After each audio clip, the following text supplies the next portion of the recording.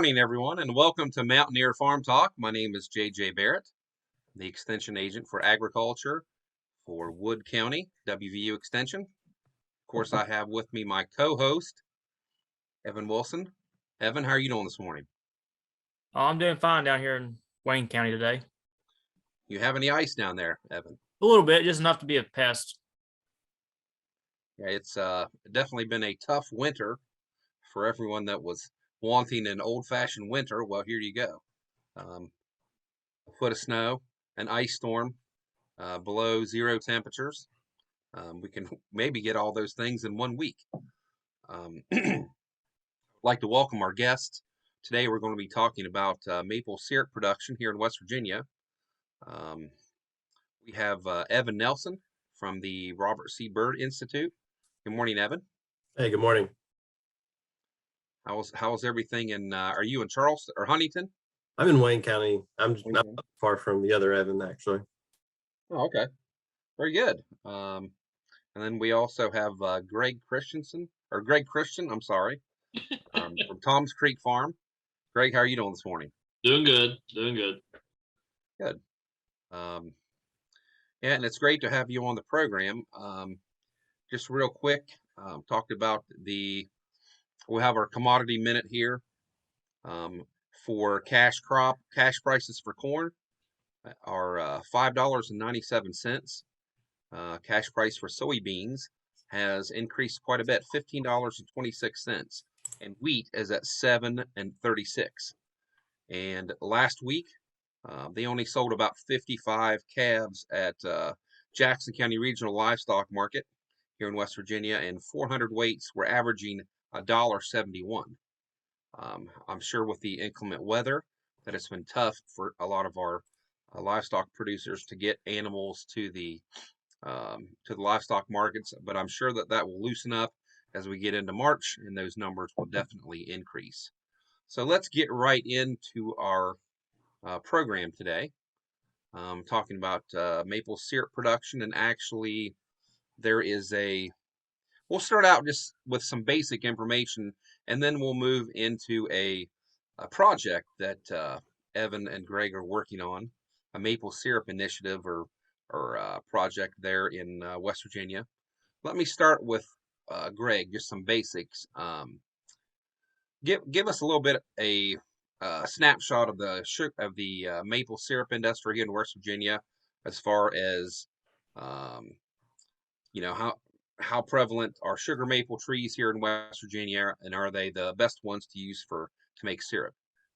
So West Virginia has more maple trees per acre than Vermont, just because of the sheer size of Vermont versus us too. But West Virginia has the advantage of our tree growth is exponentially faster, which makes us an even better market. But that also comes with a problem of is our springtime maple season is quite a bit shorter than our friends up north.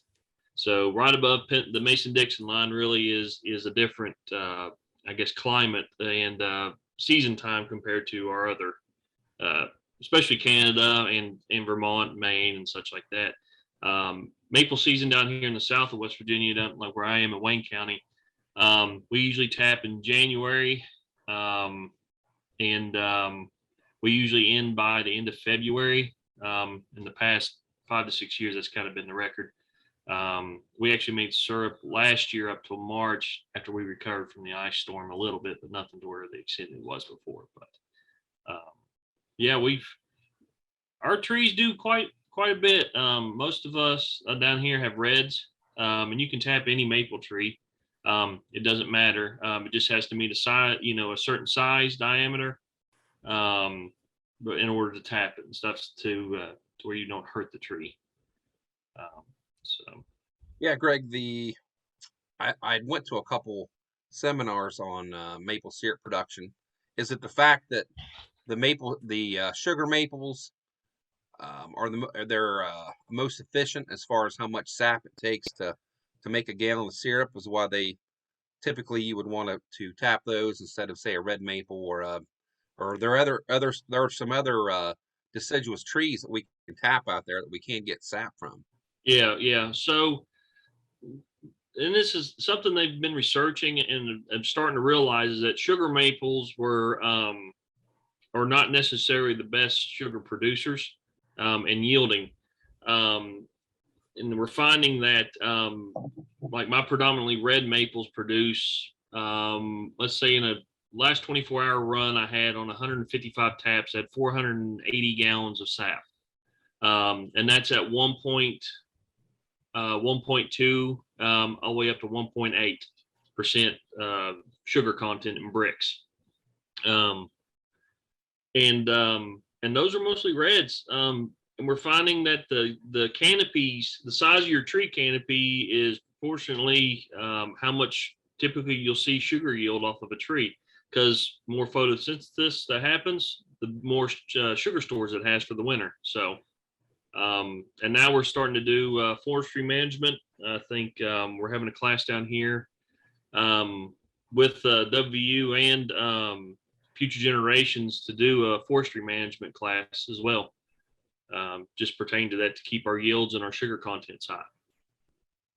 Interesting. The tapping the red maples do a better job.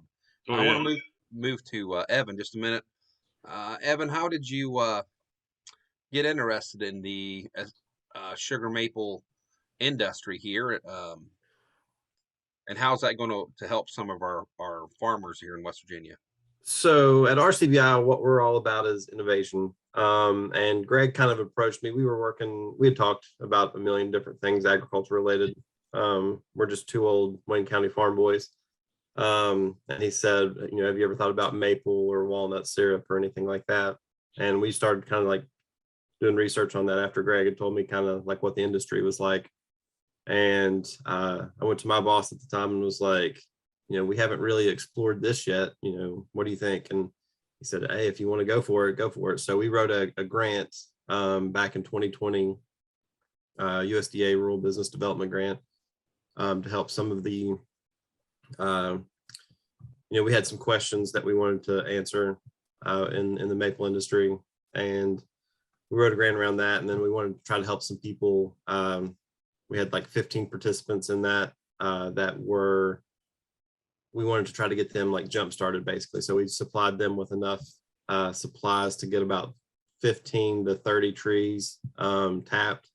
And then we also had like a rocket stove, which we had worked with Future Generations University to develop that. And then there was a few other things in that grant that we did as well that were kind of innovative, like different types of taps that flowed a little bit better.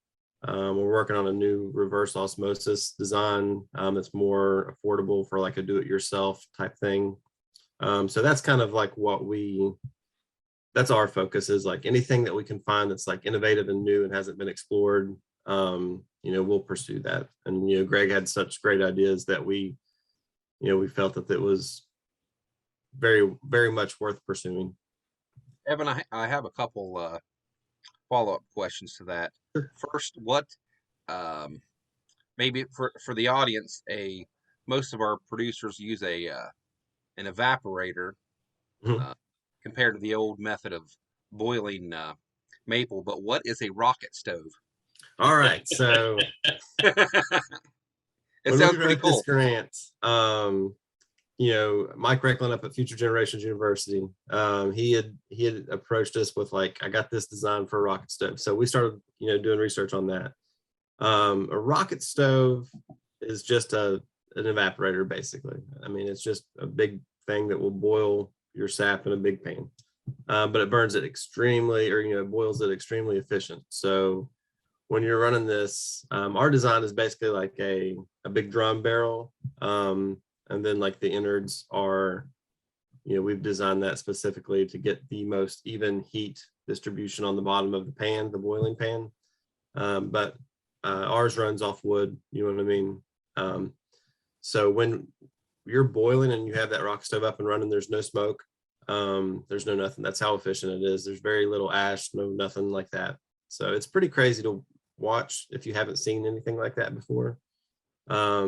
But it's just a rocket stove is just a very efficient evaporator, basically.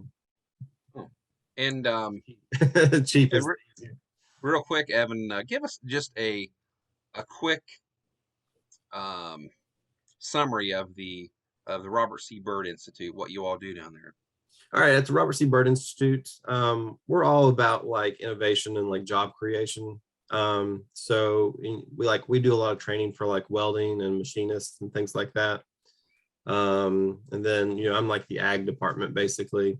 So I'm always looking for like innovative new things that are happening in agriculture. And then my big thing that I focus on and that we do is I do like what's called like lean agriculture. So if you've ever heard of like lean or Six Sigma stuff in like the big factories like Toyota or like Motorola, is like all the big companies and hospitals especially, they all go by like Six Sigma, which is like how many errors per million you have.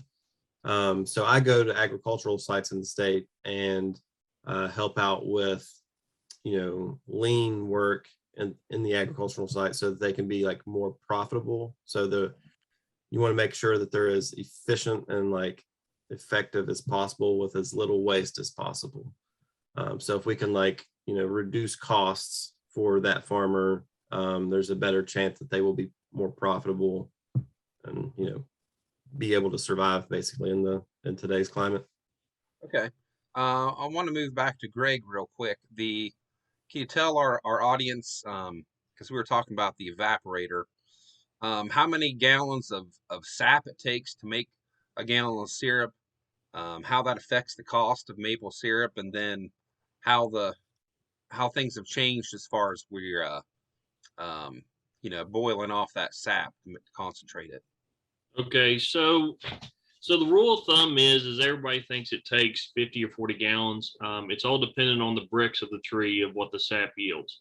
There's a formulation called the Jones rule that is basically it's just a simple mathematical equation of 86 divided by your sugar content of your sap, and that will yield how many gallons of sap will be needed to make 1 gallon of syrup at 66 to 67 bricks.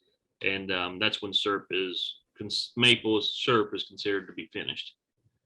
So, what was the other question on that one?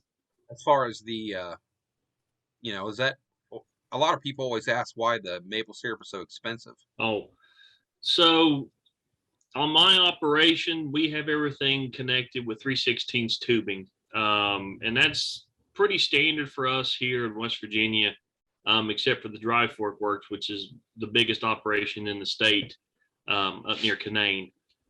They use all high vacuum system and such. But West Virginia, we're blessed with hills. And with 3/16 tubing, we're able to achieve a high vacuum with no mechanical assistance.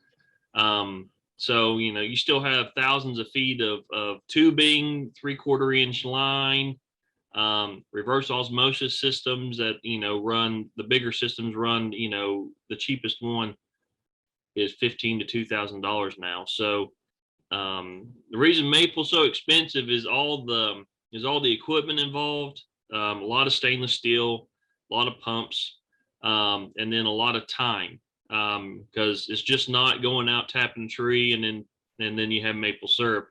There's a lot of work and a lot of time and a lot of effort, and that's why the Maple Producers Association that I'm involved with, we have those 2 maple days throughout the state that open the sugar shacks up to everybody, so we can educate people and understand that yes, you can buy it at Walmart, but this is what it takes from a local guy. And after a lot of people see this education, they're going, "Oh, I understand," and they're willing to pay that extra $1 or $2 for that premium product.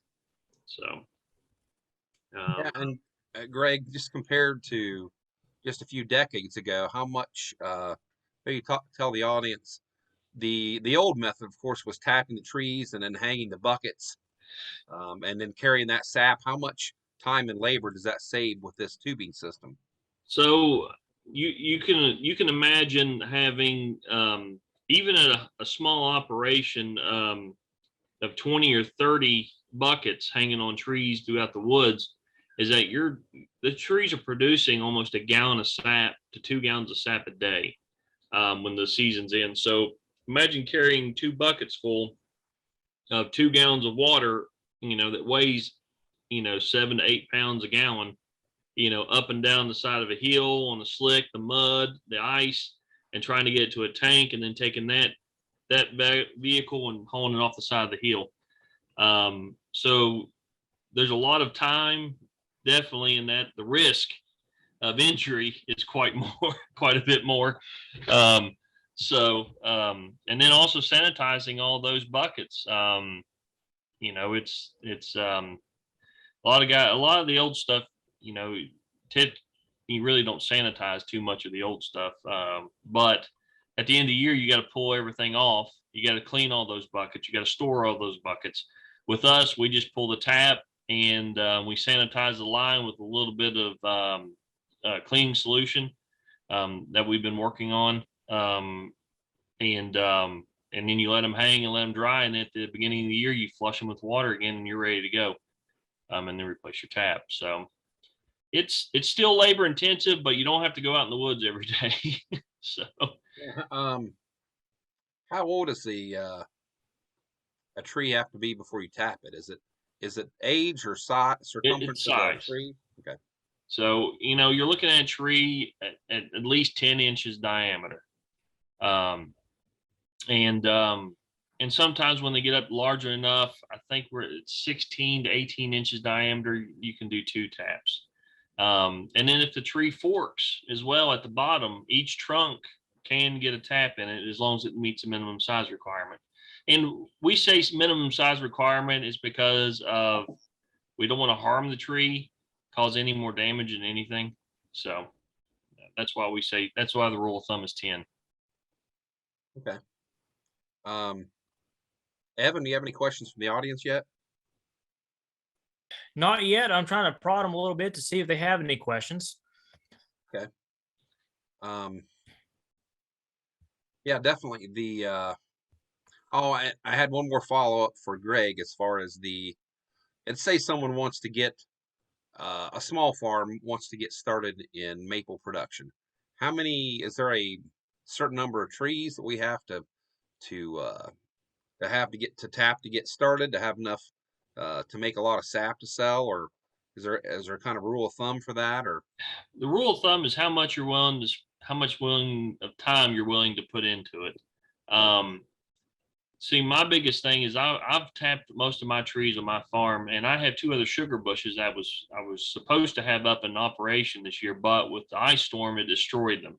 So I've had to kind of rebuild and replace. I haven't put those in production, but a lot of maple producers throughout the state, they have the infrastructure and the equipment, and they'll buy sap off of you. So if you can bring them, enough to justify your cost, then 200 or 300 trees, if you're going to sell sap and not have to worry about the infrastructure or more, would be fine.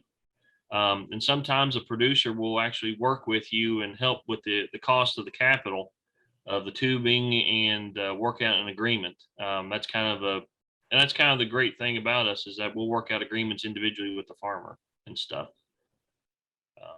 And University of Proctor has came up with a formula to actually figure out how much sap per gallon, or how many cents per gallon can be charged, or you can work out an agreement to figure out that. So it gives you an idea where to start with if you're negotiating too. So before I go back to Evan, Greg, give our audience about what's your most popular size of maple syrup you sell, and how much does that cost? So we do a lot of value added here on the farm. We flavor infuse. I get kind of crazy with my flavor infusions and experimentation with stuff. But our biggest seller are, of course, 8-ounce containers of our infused. But I've had people buy gallons off me. I have one individual down here. He's a doctor in Huntington, and he's got several daughters. And when he comes out every year, he usually buys a gallon of regular off of me. And then it's quite expensive for me to sell it to him. on a gallon, and he doesn't care because he said, I'm going to spend it anyway through H. Why do I have to keep on coming back every couple of weeks for syrup? So, okay. How So, much is it? How much would a gallon be, and how much is an 8 ounce? so an 8, we sell an 8 for $10 right now. And then we have it throughout a couple of farmers markets throughout the state, or a couple in the area, the Wild Ramp, and then the Post here, local to Wayne. And then our flavor infuses we sell for 15 a piece as well. And it's all, I mean, it's all basically you have to do your costing and figure out what it is to break even or be profitable. Because it is a labor of love. We at the farm, my dad really wanted to get into this as another hobby, and then it devolved into a business between all the other things we had to have for regulatory and the insurance part of it. So right now we shoot to break even every year. So that's kind of where we stand right now with it. So, but we could probably do a lot more and be quite a bit more profitable if I did this devoted to a full-time job. So. Okay. JJ, Yeah. we go do ahead. have a couple questions here in the chat box now. Brandy was kind of wondering, when are the Maple Days scheduled this year, and where and who's doing Maple Days? So if you go to the West Virginia Maple Association's website, West Virginia Maple Syrup Producers Association website, it gives basically the Maple Days locations and the times. And it also gives a map of everyone in the state that is producing and scheduled for this year. This year, I'm looking on the website right now. We usually try to keep it around the same time every year. It will be February 19th and March 19th of this year. Let me, Evan, can you share my screen real quick? Let me put your name here as a co-host, Craig. Okay. Find you here. There. Well, there.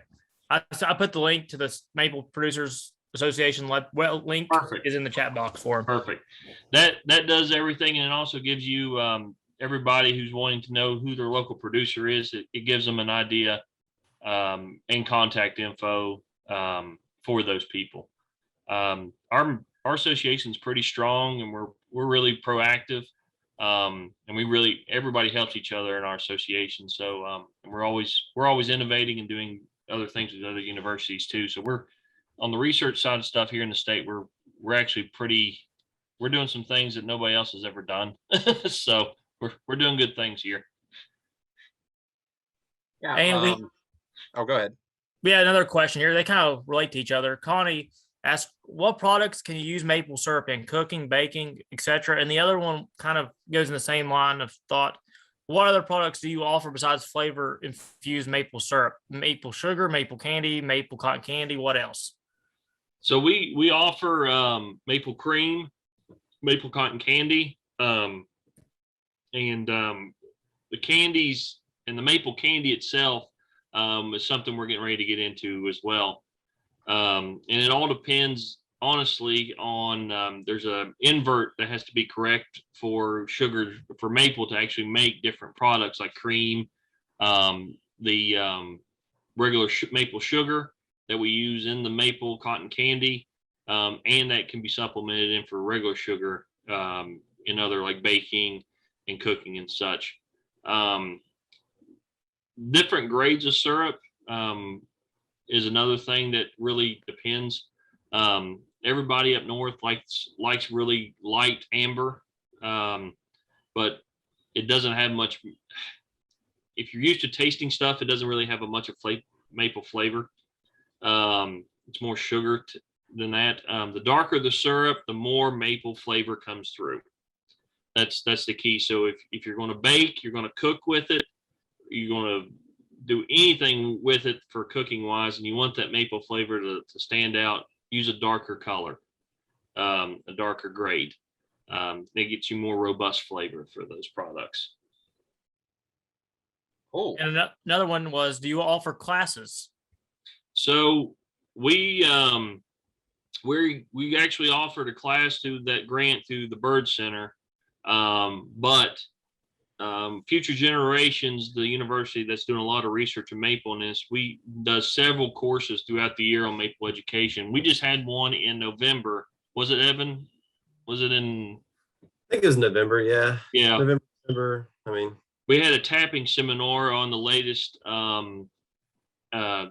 techniques and for efficiency and yield. And those several producers throughout the state do host these classes and such too. So if you get on Future Generations and like them on Facebook, the Maple Association, RCBI,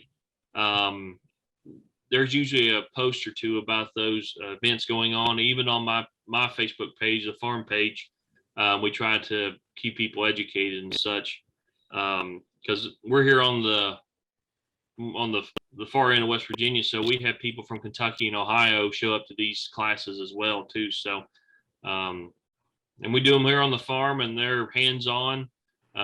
We did a walking up the hill and looked at tapping, and we actually tapped a couple of we had some dead trees that we actually tapped with, so people would learn the proper technique and how to hammer a spile in the correct way so you don't damage your yield and such too. So And JJ, we got a couple questions actually from the Facebook Live feed. We got it figured out here a little bit ago.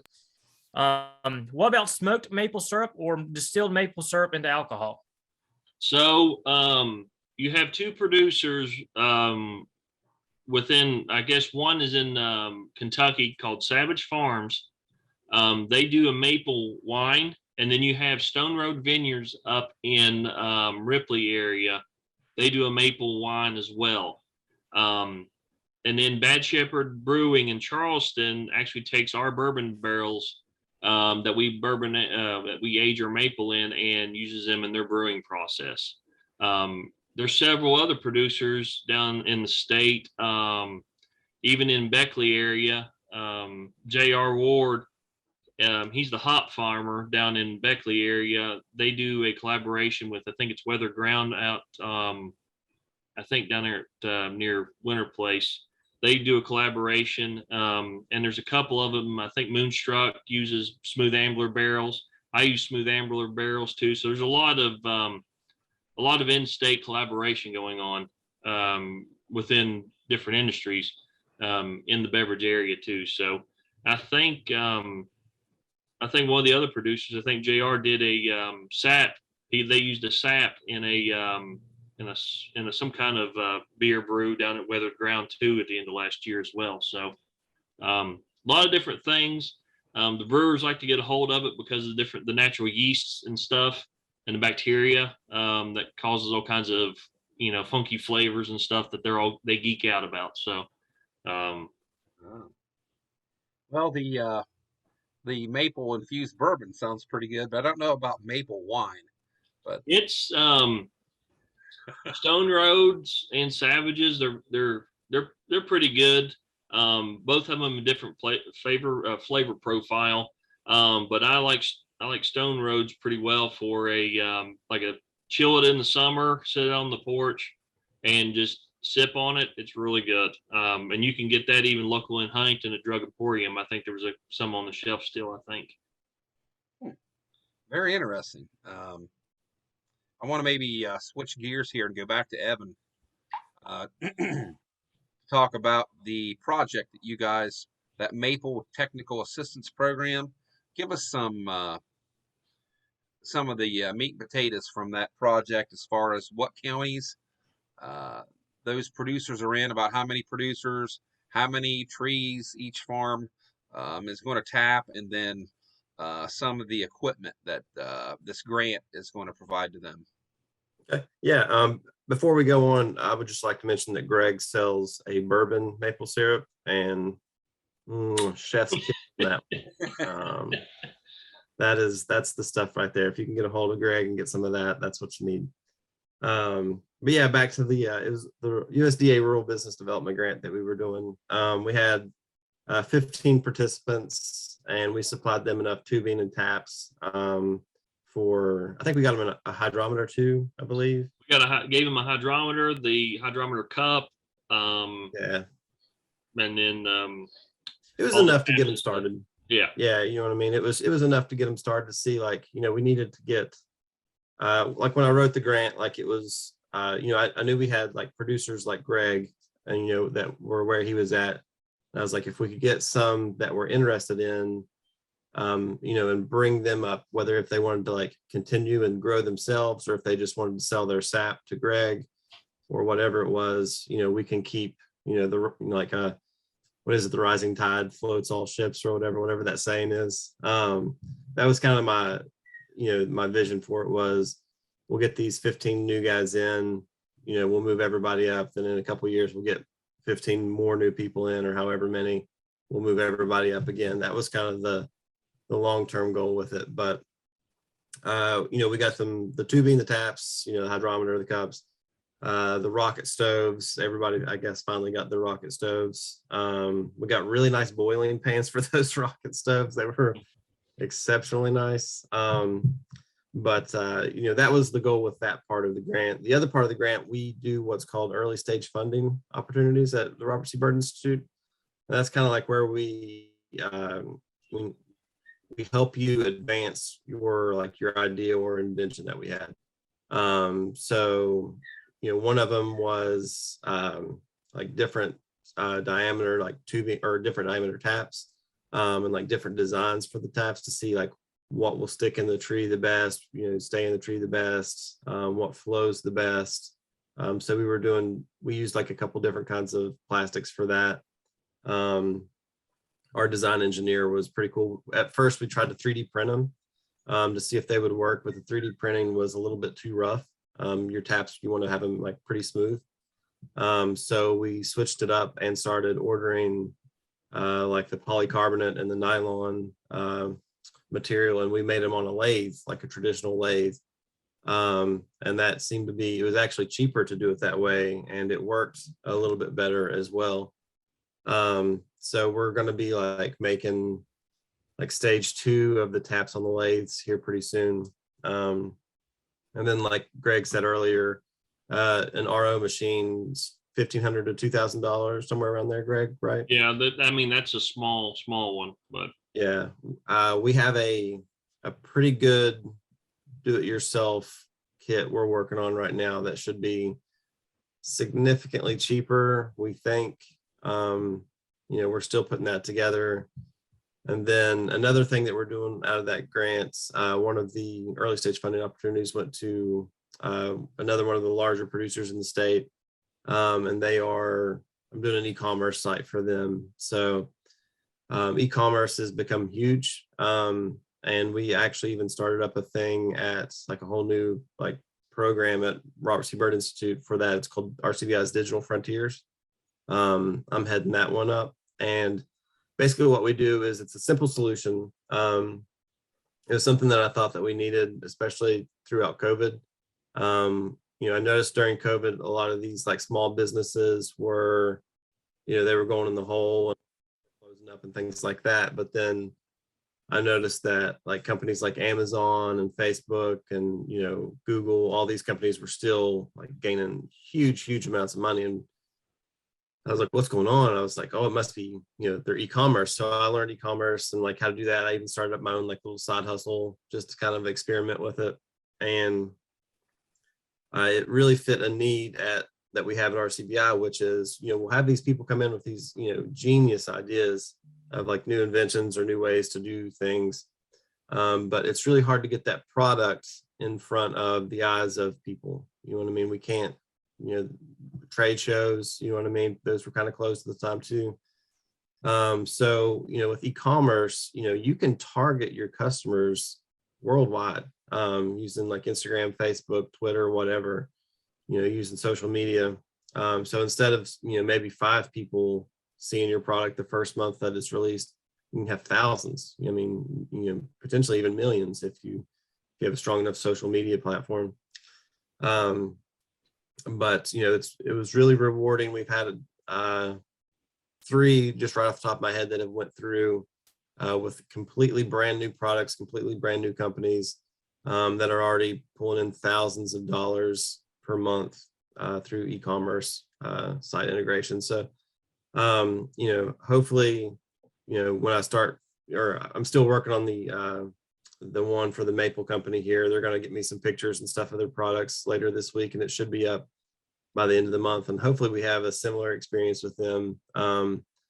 But the e-commerce and getting these local farmers with these specialty products, like Greg, is a prime example. He has such an amazing product that is produced in state. It's this very boutique, high dollar product. We need to get that out there. We need to get it for people to see. I think that's a lot of times that's the problem, is we have all these great ideas and great products and services, but because we're West Virginia, I think sometimes we get shown a blind eye. You know what I mean? Like, I don't think people have a lot of confidence in our state, people outside of our state anyways. And then once we tell them the story of like Greg, like Greg's a good example is too, like the story of our farm, why we do it, how we do it, this is the uniqueness of our product. People are a lot more inclined to buy, like, oh, that is why it's a premium product. That's why it is so awesome. And then like when you buy sap when you buy syrup from like, companies like Tom's Creek and stuff like that, you can taste the difference. You know what I mean? Like, it is a clear, distinct difference from something that you would buy like store-bought generic run-of-the-mill maple syrup.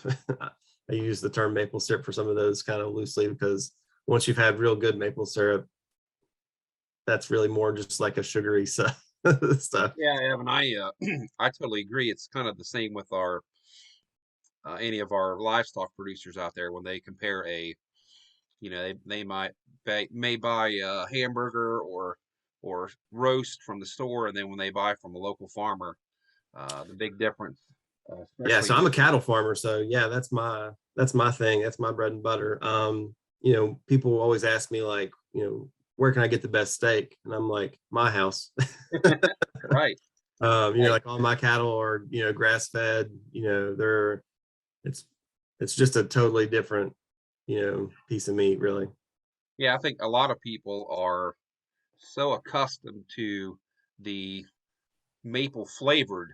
It's either high fructose corn syrup or sugar, maple flavored syrups on the market that I think a lot of them are really amazed when they compare real maple syrup to um, those maple flavored products. But Evan, I Yeah. had a couple follow-up questions. The as far as out of the grant, are there any innovative products that have come out of this grant? And if so, um, how could they ramp that production of those up statewide? So the rocket stove is probably one of the most innovative things that we've worked on recently. I don't know if Greg wants to talk about his project that he's worked on a little bit. That was actually out of different funding, I think, though, wasn't it, Greg? I think a little bit, but it all blends together at the end. It's kind of, Yeah, we're all working towards the same goal. That's one thing that's really cool about like all the maple producers in the state is everybody, it's not a competition. Everybody is working together, trying to, move everything forward and up. that's really all of us. We're all trying to help one another, because I don't think West Virginia we can't saturate the market. I think just about everybody sells every drop that they make by mid-year. I mean, that's how wanted our products are here in the state, just within the state. Yeah. One of the things that we probably need to mention is like our work towards walnut syrup, actually. Yeah, that's a big one.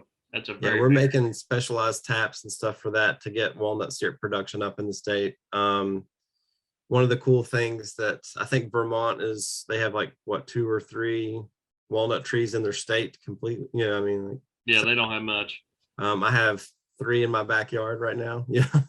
Now, I'll follow up on that, Evan. This walnut syrup, is that a specialty product that our audience can find somewhere now, and what basically it's maple syrup, but you're just tapping walnut trees, black walnuts. Yeah, correct. So there's a really hard part about walnut's going to be more exclusive and it's a lot more expensive. But there's a problem with that. There's a reason why it's so much more expensive. We have that sap that we need to remove. And that's kind of a hard process that we're trying to figure out. But we have really good data. Greg, you want to talk about that? How much you want to talk about that? Yeah, we'll hit on it. So, Future Generations, and here at at Tom's Creek here, we got a grant, a Northeast Sierra grant, 3 years ago, and it was kind of delayed a year because of COVID. It was kind of a nice extension. But the way to extract this pectin that naturally occurs in this walnut. And the reason, like Evan was mentioning, it's so expensive is that this pectin causes problems where you can't conventionally RO it to cut the water off and save time on boiling, and or it causes the syrup to turn to kind of like a jelly or jam because of so much pectin is concentrated. So we've actually tested and have confirmed this filtration method that we've developed, or method that will extract the pectin at a certain percentage, and then we're hoping to precipitate it out even further in the process so we can evolve and keep some of the technology, a lot of the technology and process that we use in maple to do pectin as well. Because right now, walnut, I think it was hovering around $350 to $400 a gallon. That's wholesale. Holy mackerel. Yeah, it's used in brewing and cooking and a lot of specialty stuff. So if West Virginia, and this is what we've been pushing, if West Virginia becomes the exclusive, we do all this work and do all this technological innovation, and we have the potential to be the walnut syrup capital of the world. And for several years, that dollars per gallon will be exclusive to us. So we got to take advantage of it as agriculture, because you don't get many of them times in agriculture to where you can get it. And usually everything in agriculture is gone by before we even get to it on the price point. So that's why we're trying to get our state to maximize and to push it as much as we can and innovate as much as we can to make it profitable. So the largest walnut producer in the country is at 1,000 taps. And I think he's up just north of West Virginia into Pennsylvania. I think he's right on the border. And we're working with him right now to run this filtration process while he's running as well too. So we're innovating. We've had Marshall's, science department. They've helped us work on this. Mike Recklin up at Future Generations. Kate, photos and all, the whole crew. Yeah. That whole crew up there, that's what they do. So it's really exciting. You know what I mean? Like it's, I always like kind of joke, like the first grant I ever wrote, was this one. And I was like, I'm not just trying to create jobs, I'm trying to create a whole entire industry in the state. I was like, it's a little aspirational, but I enjoy it. JJ, we do have a question here in the chat box. Okay. From Steve. He was wondering how long, going back to your bourbon barrel syrup there for a little bit, how long do you age it in the barrels? So Trade secret. Usually we take you need a fresh poured barrel, like Smooth Ambler. I'll call them and make a trip down to Lewisburg. Usually whenever I go to Watoga to pick up lumber for the Sugar Shack too, I kind of coordinate it on the same time. But I try to find when they're pouring fresh barrels, and I grab a fresh barrel, and then I pour in, I get the syrup hot, and I pour it in, and then I leave it outside in the weather for 6 to 8 months, and then I constantly rotate it as well. And you can think of it the same ways they do in the barrel rack house at any bourbon distillery, is that you want the heat and cold to expand and contract the wood to make the wood absorb and expel the syrup in the wood itself. That's how bourbon flavors itself. It's the same thing for maple. So you have everybody, and there's a couple guys in Kentucky. Savage Farms is one that uses Jack Daniel's barrel. So you have the sour mash corn flavor, and then we use Smooth Ambler, which is it's a combination of rye and regular bourbon. It's a blend usually. And then some guys up in Canada like to use rye barrels too. So, and I particularly like rye myself. The spice and stuff add on to the maple flavor as well. The Canadians have been doing it for years, and it made sense. So why change it? So Yeah, the maybe we'll start with Evan on this question. What's your opinion on the how much potential there is for growth for this maple syrup industry here in West Virginia? And right now, it's unlimited, really. I mean, if you are interested and wanting to become a producer, like now's the time to jump in 100%. We're a sap producer. That's yeah. If you just want to like tap some trees and get the sap to sell to somebody like Tom's Creek, or there's so many other big producers in the state. So even if you just want to sell the sap, I mean, we need it big time.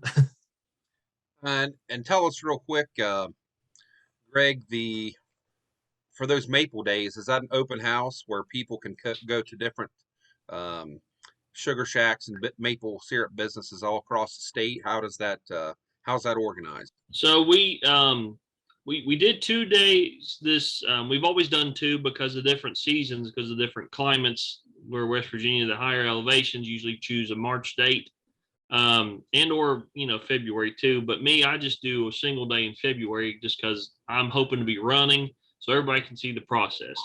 But it's basically all of us in the Maple Association. We have open houses, so we can educate, people can taste, and just come and kind of get out of the house. It is the first crop of the year. I mean, honestly, to goodness, it's what it is. So,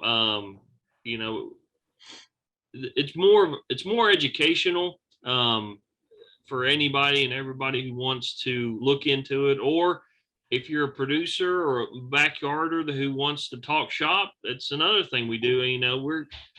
We're here, and we like to do it too. So yeah, we're heading towards the end of our program here. Let me start with Evan. What on the worldwide interweb? How does someone contact you? Oh, you can just go to rcbi.org, and then you can find me on there. I'll be on our staff and list. But I have, if anybody needs me, it's just enelson@rcbi.org is my email address. I'm pretty easy to find. I'm always somewhere in the state doing something, it seems like. So I'm not hard to find. Just RCBI. All right, Greg, how does our audience contact you? So I have a Facebook page, Tom's Creek Family Farm. There's actually one in North Carolina that I get confused with too, I think, and they do olive oil. That's kind of a neat little niche market. Yeah. So, but yeah, I'm on the web. You'll see the Sugar Shack and such on there. My phone number's on there as well. And then also, if you want to reach out to some of your local producers, there's contact info on the West Virginia, on the Maple Association page as well. So you can get in touch with the local producer as well. So. All right, awesome. And once again, Greg, what are those dates for the? Is it March 19th and February 19th for the Maple Days? Yes, and the times for the Sugar Shack should be posted on that little map of the state, with it looks like little maple leaves to kind of pinpoint the Sugar Shacks, and they have their times when they'll be open. and such. Okay, great. I see that Brandy joined us. She's one of our um, team members for the Mountaineer Farm Talk. Do you have any questions, Brandy? Tried to ask in the chat. A lot of times my internet's not the best, but I appreciate everything that Evan and Greg had to share today. We've had a really informative discussion, I think. So thank you, guys. Yeah, definitely. I want to try some of that maple infused bourbon. That sounds pretty good. I think Steven had a question on the price of sap. I think I seen that in the chat. Just to answer that real quick, the University of Proctor, which is, or Proctor Maple Research, which is part of the University of Vermont, has quite a bit of information on their website and a lot of Excel spreadsheets. And one of them is the calculation and formulation that they found for sap selling. So that gives you producers and suppliers a place to start the negotiation. That's a good place. But like I said, we work out agreements with multiple people for sugar bushes. It's really just the book's open on that. So it's just kind of what West Virginia does. If it's a gentleman's agreement sometimes, or people want it in writing and stuff too. So most of the time people just want their force to be used and they just want a couple of gallons of syrup at the end of the day. So. Okay. When you, Greg, when you had that question or answered that question, it made me think, do you have a way to determine how to price your products? I know that's a way to calculate for the syrup, but how do you guys in the industry price your products? Do you look at what kind of marketing resources do you look at for that? So we typically take on there's the global price traded because maple is a globally traded product. So there is a price per pound on the exchange of what maple costs. And a lot of the sap pricing is based off that number because us in the state, we all have individual pricing. And we calculate that by like our time and infrastructure. It's just basic economics. You have to take what you've got personally and then figure out your price per ounce or per gallon as well. With the Canadians, and the price is driven off the Canadian price, is where they have these huge co-ops, is that they pull their maple together, and that's why they control the price of.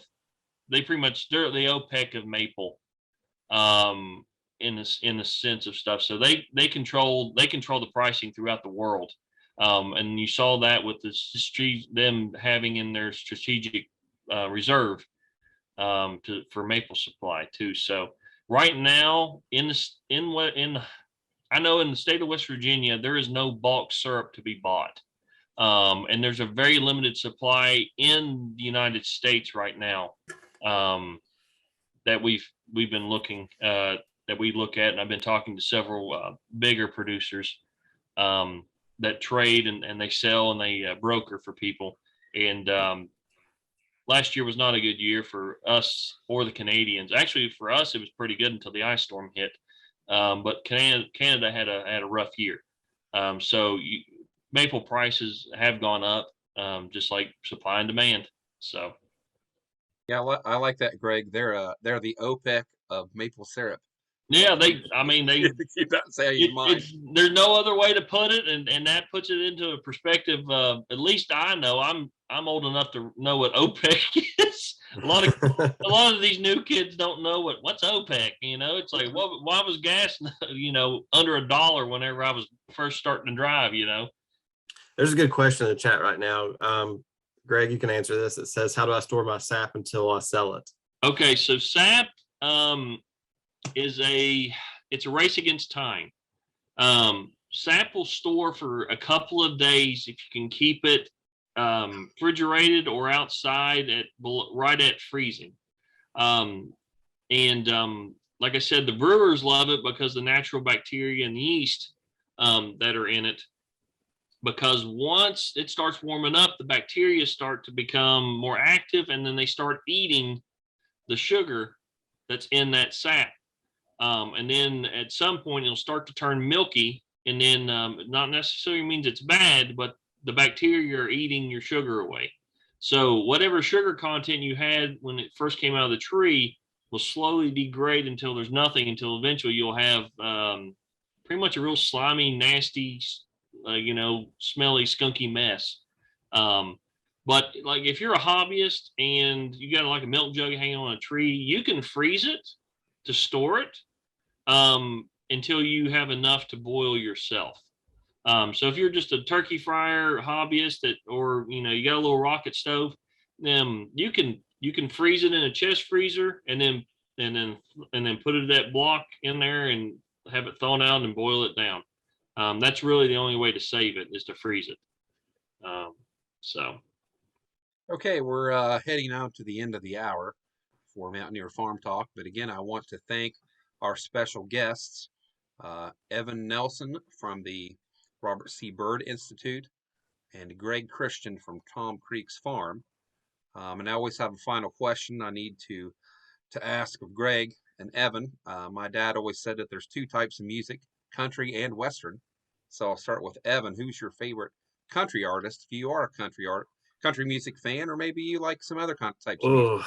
If it's country music from the 70s or 80s, I listen to it on the regular. Who do I listen to the most? This is a hard one for me too. Yeah, I don't know. I like Keith Whitley a lot. There we go.